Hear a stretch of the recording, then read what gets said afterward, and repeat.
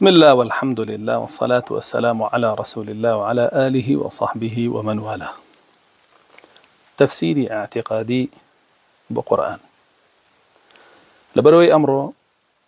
بابدكاني اعتقاد زور بيل خلقي شيوين راوة زور قرنقة بقرينو بورون كدنوي أو بابتانا بابي قرآن بابشتواني الله جل جلاله لزنجيري يقوانايا هول أدين لسالة قرآن دس بيبكينو تفسيري اعتقادي وبيروباوري بكين بو طوابي اعتقاني قرآن هتاوكو خلقي ومسلمانان لروانجي قرآن وبيروباوري خوان وربقرن لم تفسيرها زور قرنجي نادين ببابتكاني تركيزي طوابا خين سر مسائل كاني توحيد وبيروباور لا آياتكاني قرآن وهيج آيات يقنية وهيج سورة يقنية إلا باسي توحيد بيروباوري تيا لقرآن شكا براسي إنساني مسلمان جولينر وهالصولينر وبالنر بوي لجياني دنيايا تنها توحيد اعتقاد بيروباورا أقر بيتو توحيد اعتقاد بيروباورا دانا مزرابة أو طواوي جولكاني بطالو ليورناجيله هرچان جولكاني قورة بنو عباداتي قورة تفسير اعتقادي بقرآن بابتكي مترسي دارة لبروي كروكي دينا لبروي ناوروك وكروكي دينا طواوي قسو كرداركاني تر طواوي عبادة كان هم إلى سر أوستاوا كبيتو عقيدة بحلور بقري لقرآن لمتشابه ياخذ لليقدانوي عقلي خلقي ياخذ لليقدانوي خلقي ببيرو راي خوي بقياسات عقلي او براسيتي عشيتو عقيده بيرو باوركت بطالبته وكأويش بطالبو يوا هيج تكد لي قبول نامه لسرتاي دابزيني قرآن آياتك يعني عقيده دابزين رسول الله صلى الله عليه وسلم سيانزا صال مكة اعتقاد بيروباوري بدابزي عائشة خاتون كل صحيح بخاري هاتوا فرمي من ألبوم أقادار بوم لشاري مكة آياتكاني بل الساعة أدهى وأمر موعدهم الساعة أو آياتانا دابزي أفرمي هتاوكو خلقي اعتقاد بيروباوري دامزرا دواتر كتشوما مدينة ولا يبوما هاوسري أنجا آياتكاني أحكام دابزي وات حرام وحلال أو بابتان فرميخو أقر بهاتا خلقي عقيدة وبيروباورك دانا مزرعة دواتر ني أتواني حرام وحلالكش جبكا وقرص أبو لسري بويا كعقيدة وبيروباورك دا مزرعة دواتر حرام وحلالكش لا الله جل جلاله ورقيقا دجمناني إسلام كفري جهاني هولي دا عقيدة وبيروباورك بديان قروب لخلقي بشيوينه بوي دواتر حرام وحلالك أشيان بوهل وشينتو تارات ديكيش لم كاريانا نجحت يعني ناو خلقي كي زور عقيدة وبيروباورك هل وشاوتو بو شيوي جوجنا دا بحرام وحلالك أمرو بچاوكاني خوبان وبابا تابيني أم تفسير اعتقادي بقرآني بيروز قرنجي كي تري بريتيا لويكا منهج أهل سنة جماعة جروب رزقاربو بيان أكا ومنهج جروب جمرة كانيش بيانك إن شاء الله لم زنجي دائما بوشواري منهجي جروب جمرة كان أشكر أكين ووالامي جمرة كان يعني دينا وبيتوانا ولا همان كاتشا منهج أهل سنة جماعة ببلغ كانيو بيانك أم تفسير اعتقادي كي كتر لا قرنجا كاني بريتيا لويكا تفسيرك تنها بشت أبستي بقرآن خوي اللي قدانوي رسول الله صلى الله عليه وسلم بوي وتطبيقها ولكاني رسول الله صلى الله عليه وسلم بوي وشيكاري زمانواني دروست لسجيلي كما بو آياتك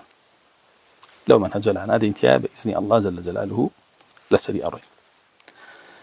ليروا بهوي أم تفسيره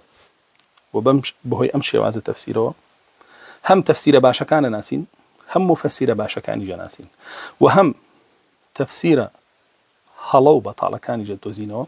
و هەم ئەهلی بەتاڵ و مفەسرینی بەتاڵیش ئەدۆزینەوە و دەرکیانەکەین و منهەجی هەردوو لاش یەکلایە بێتەوە بۆمان دەرەکەوێت. گرنگیەکی تری ئەم تەفسیرە بریتە لەوەی کە هیچ ئاەتێک نییە لە قورئانە ئیلا باسی تەوحید و اعتیقاد و بیر و باوەڕیتیایە. بۆ ئەگەر بێت و تۆ ئاەتەکان بۆ شێوە لێک بدەیتەوە ئەوە خەڵکی ئەگێڕیتەوە سەر کڕۆکی دینەکەی و دینە پاڵفتە بووەکەی کە حەنیفەن مسلمە وەلەم یەکن من المشرکین، حەنیف بێ مسلمان بێ و بە هیچ شێوەیە لەگەڵ مشریکانیش نەبێ. ئەم تەفسیرە کە ئێمە ئەیکەین ئینشاء الله لە ئیجماعی سەلەف تێپەڕ ناکەین. ئیتر ئەو کۆدەنگیەی سەلەفمان سێجیلەکەی سەرەتا یاخود کۆدەنگیەکی ڕاستەوخۆی یاخود ناڕاستەوخۆیە لەو دوانە تێپەڕ ناکەین و لەسەر ئەو مەنهەج و بەرنامەی ئاڕێین. یەکەم کەس کە گرنگی داوە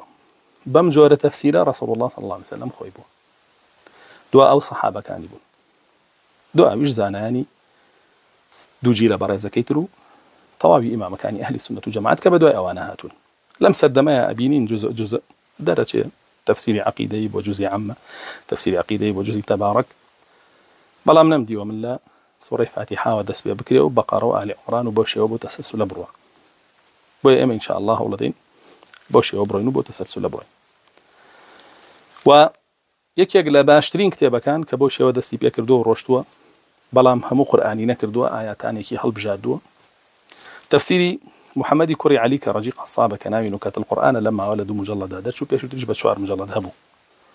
کارێکی جوانی کردووە، تەفسیرێکی باشی کردووە، ئینسان توانێت ئیسفادەی لێ بکە و ئێمە خۆمان بۆ ئەم زنجیرە تەفسیرە ئینشاء الله ئیسفادەی لێکەین و ئیسفادە لە تەفسیرەکانی سەلەفیشمانەکەین. و لەم ڕۆژگارەی ئەمڕۆیە زۆر پێویستمان بەم جۆرە تەفسیرەیە، چونکە بەڕاستی ئێمە هەتاوەکو نەگەڕێنەوە بۆ تەطبیقکردنی دین وەکو سێجیلەکەی یەکەم حاڵمان گۆڕانکاری بەسەرا نایە و باش نابێ، وەکو ئیمامی مالیکە فەرمێ لن يصلح آخر هذه الأمة إلا بما صلح أولها. حاڵی ئەم ئومەتە چاک نابێ و بەرەو چاکی ناڕوە ئیلا بەوە نەبێ کە سەرەتای ئەم ئومەتە لەسەری بووە، بۆیە بێ ئەخیری ئەم ئومەتە بگەڕێتەوە سەرەوەی کە سەرەتای ئومەت لەسەری بووە. قورئان فورقانە، جیاکەرەوەی حەق و بەتاڵ، جیاکەرەوەی کوفر و ئیمان، جیاکەرەوەی تەوحید و شرک، جیاکەرەوەی مشریکین و موحیدینە، کافرین و مسلمینە، منافقین و مؤمنینە. بۆیە زۆر گرنگە لەم ڕوانگەوە دیراسەیەکمان هەبێ بۆ قورئان هەتاوەکو لەم سەردەمایە کە ئەو بابەتانە تێکەڵ کراوە لە خەڵکی جیا بکرێتەوە جارێکی تر، چونکە بەڕاستی بەهۆی نەناسینەوەی کوفر و ئیمان و کافر و مسلمان، منافق و ئیماندار، موحید و مشرک، تەوحید و شرک، بەهۆی بزربوونی واتاکانی ئەو زاراوانەوە خەڵکێکی زۆر شەو مسلمانە ڕۆژ کافرە بێ، ڕۆژ مسلمانە شەو کافرە بێ، وەکو لە فەرمودەکانی ڕەسوڵ الله هاتووە صلی الله علیه وسلم. ئەمە محاولەیەکە بۆ هەڵگرتنی ئەو حاڵەتە لەناو ئەو کەسانەیە کە گوێگرن لەم تەفسیرە. ڕەسوڵ الله صلی الله عليه وسلم لە فەرمودەیەکە فەرمی هیچ پێغەمبەرێک نییە ئیلا الله جل جلاله کە نردوویەتی ئەوەندە بەڵگە و نیشانە و معجزاتی پێداوە کە ئینسانەکان باوەڕی پێبێن و ئەفەرمێ بەڵگە و نیشانە و معجزەی من قورئانە،